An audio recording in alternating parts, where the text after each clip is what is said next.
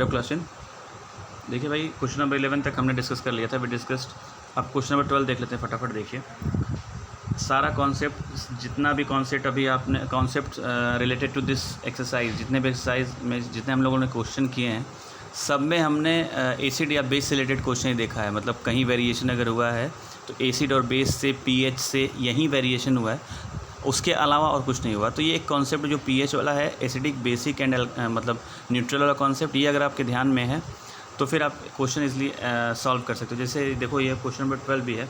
A milkman adds very small amount of baking soda to the fresh milk. अब पहली बात, baking soda का formula क्या होता है ये आप लोग मुझे बताएं। सोडियम बाइकार्बोनेट इसको बोलते हैं, NaHCO3 होता है, ठीक है ना। क्यों ऐड करता है? A milkman adds a very small amount of baking soda to the fresh milk. अब क्वेश्चन उसमें ए है, why does he shift the pH of the fresh milk from 6 to slightly alkaline.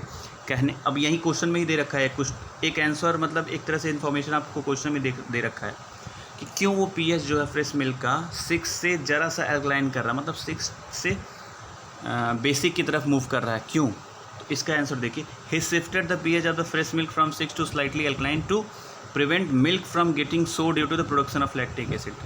सी, अगर थोड़ा सा alkaline हो जाएगा 6 के respect में, मतलब पीएच थोड़ा सा बढ़ जाएगा, तो लैक्टिक एसिड के बनने से जो एसिडिक स्ट्रेंथ उसमें आ रहा था, खट्टापन आ रहा था, उसकी संभावना कम हो जाएगी। बस ये आप समझ लो। अगर कोई बेसिक है तो उस मतलब बेसिक अगर हमने किसी को बना दिया तो उसमें एसिड अगर प्रोड्यूस भी हो रहा तो कुछ उसकी क्षमता कम हो जाएगी। बस ये है रीज़न। या उसको देखो, यहाँ लिखा भी है ना, slightly alkaline to prevent milk from getting sour, मतलब खट्टा होने से बचाता due to the production of lactic acid. दूसरा है, why does this milk take a long time to set as curd. वही सेम, इसी क्वेश्चन से इंटरलिंक है, आप देख लो। आप खुद सोचो कि पहले जो फ्रेश मिल्क था उसको लैक्टिक एसिड अगर बन जाता तो मतलब दही बन जाता, लैक्टिक एसिड अगर उसमें फॉर्म हो जाता। लेकिन अब उस फ्रेश मिल्क का हमने पीएच थोड़ा सा बढ़ा दिया है। तो जब उसका पीएच हमने बढ़ा दिया है तो इनिशियली जो लैक्टिक एसिड उसमें फॉर्म होगा वो पहले न्यूट्रलाइज करेगा जो एक्सेस अल्कलाइन हुआ है सोल्यूशन, मतलब दूध एक्सेस अल्कलाइन मतलब एक्सेस बेसिक हुआ है, उसको न्यूट्रलाइज करेगा पहले। जैसे मान लो पहले फ्रेश मिल्क का ये था पीएच, कुछ भी पीएच था ये, तो बेकिंग सोडा मिलाने के बाद थोड़ा सा बेसिक हो गया, मान लो इतना बेसिक हो गया। तो अब इसमें जब लैक्टिक एसिड फॉर्म होना शुरू होगा इसमें, तो शुरू में जो लैक्टिक एसिड होगा वो इस बेसिक से पहले मूल पे ले आएगा, मतलब ओरिजिन जहाँ थी फ्रेश मिल्क का यहाँ तक लाएगा। उसके बाद जो इस लैक्टिक एसिड बनना शुरू होगा वो फिर कर्ड फॉर्मेशन में हेल्प करेगा। इसी वजह से समय लग जाता है, टेक ए लॉन्ग टाइम, इसी वजह से, क्योंकि पहले जो लैक्टिक एसिड बनेगा उसको पहले न्यूट्रलाइज करके न्यूट्रल पे लाएगा, उसके बाद वाला लैक्टिक एसिड जो होगा वो पीएच कम करके फिर कर्ड में कन्वर्ट करेगा। This is the question. Okay, question number 13 देखिए। Plaster of Paris should be stored in a moisture proof container, explain why. सीधा है इसका कि plaster of Paris should be stored in a moisture proof container because moisture can affect plaster of Paris by slowing down the setting of the plaster because of hydration.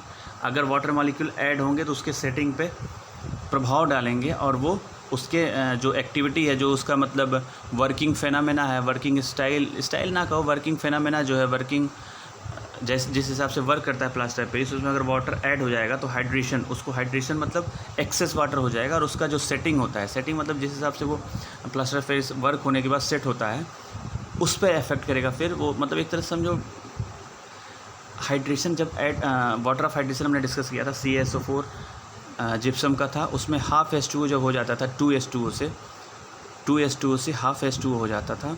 CaSO4 2H2O is gypsum and CaSO4 half H2O is POP।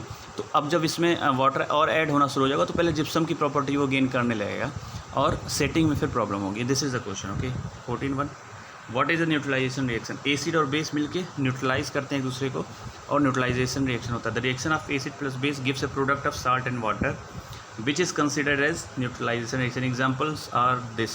C, NaOH, HCl, NaCl, H2O। एक चीज़ ये ध्यान देना आप कि अगर base में OH है और एसिड में H है तो ये दोनों मिलके वाटर बनाते हैं, ठीक है ना, और जो बच जाता है दोनों में से वो दोनों मिलके साल्ट बना लेते हैं। NaCl साल्ट बन गया और H और OH पानी बना लिया। इसीलिए एसिड और बेस मिलके साल्ट और वाटर बनाते हैं। MgOH ट्वाइस और H2CO3 MgCO3 and S2 and 2H2O. MgCO3 is magnesium carbonate, MgOS twice is magnesium hydroxide, और इसका एक और नाम है MgOS twice का मिल्क ऑफ मैग्नीशिया, अभी डिस्कस। H2CO3 का नाम आप बताएं मुझे, कार्बोनिक एसिड होता है वैसे, सुन लो अभी। MgCO3 is magnesium carbonate, this is a salt and water है। तो ये बन गया पूरा, ठीक है ना। Question number 15 and last one, give the 2 important uses of washing soda and baking soda. Washing soda और बेकिंग सोडा का 2 इंपॉर्टेंट यूज़ है, तो इट्स ए थ्योरेटिकल पोर्शन, हम आसानी से इसको कर सकते हैं। देखिए वॉशिंग सोडा का देख रहे हैं, it is use as an electrolyte. Electrolyte क्या होता है भाई? इलेक्ट्रोलाइट, अच्छा हम नेक्स्ट क्लास में है इलेक्ट्रोलिसिस है, तो उसमें इलेक्ट्रोलाइट, हम अब बस ये जानो कि इसको इलेक्ट्रोलाइट की तरह यूज़ करते हैं वॉशिंग सोडा का। It can be use domestically as water softener for laundry. Good, ठीक है। थ्योरेटिकल पोर्शन, इसमें समझने वाला कुछ नहीं। इट कैन बी यूज, अब बेकिंग का, it can be use to test the garden soil for acidity, acidic strength check करने के लिए गार्डन में जो सॉइल होता है उसका।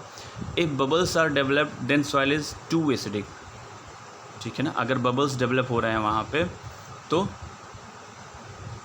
बेकिंग सोडा ऐड करने पे सॉइल में, तो अगर बेकिंग सोडा ऐड करने पे बबल्स डेवलप हो रहे हैं तो एसिडिक, मतलब वो सॉइल ज़्यादा एसिडिक है, तो बेकिंग सोडा मतलब डायरेक्टली हम यूज़ कर सकते हैं किसमें? एसिडिक स्ट्रेंथ जानने के लिए, किसकी? सॉइल की। If used on washing car then it will remove dead bug bodies without damaging the colour और पेंट ऑन द कार। ये भी एक प्लस पॉइंट है इसका। तो ये डायरेक्ट क्वेश्चन आपसे पूछा जा सकता है, मतलब ये इसलिए पूछा गया वॉशिंग और बेकिंग में, क्योंकि वॉशिंग और बेकिंग के फार्मूले में लोग कंफ्यूज होते हैं, क्योंकि वॉशिंग का है और बेकिंग का, दोनों का फार्मूला कार्बोनेट का ही होता है, ठीक है ना, ठीक है। एक का सोडियम कार्बोनेट है और एक का सोडियम बाई कार्बोनेट है, इस वजह से ये क्वेश्चन यहाँ दिया गया और अलग अलग यूज इसलिए यहाँ डिस्कस किया गया। Chapter is finished. Next class में हम लोग नेक्स्ट चैप्टर स्टार्ट करके, और थोड़ा अब स्पीड हम इंक्रीज़ करेंगे भाई। हाँ, अगर कोई और डाउट हो तो you can ask directly. Okay, thank you.